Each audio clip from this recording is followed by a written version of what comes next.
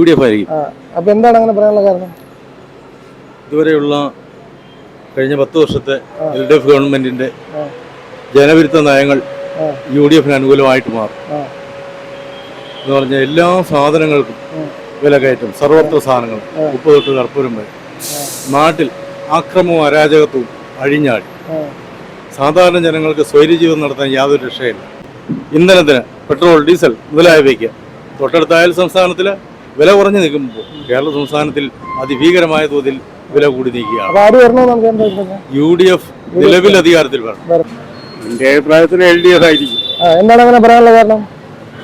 അല്ല, ഈ ഗവൺമെന്റ് ഒരുപാട് ക്ഷേമ പ്രവർത്തനങ്ങളും ഈ ജനകീയമായ ഒരുപാട് പരിപാടികളും ആസൂത്രണം ചെയ്തിട്ടില്ലേ? അപ്പൊ ആ ഗവൺമെന്റിന് വോട്ട് ചെയ്യേണ്ടത്. തുടർഭരണം ഉണ്ടാകുമെന്നാണ് പ്രതീക്ഷിക്കുന്നത്. തുടർഭരണം ഉണ്ടാകും എന്നാണ് പ്രതീക്ഷ.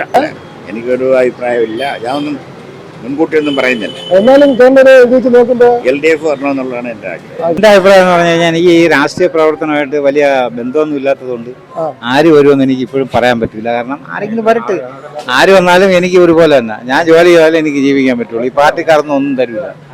ട്രെൻഡ് എന്ന് പറഞ്ഞാൽ LDFനാണ്. എന്താണ് അങ്ങനെ ഒരു പറയാനുള്ള കാരണം? എന്താണ്?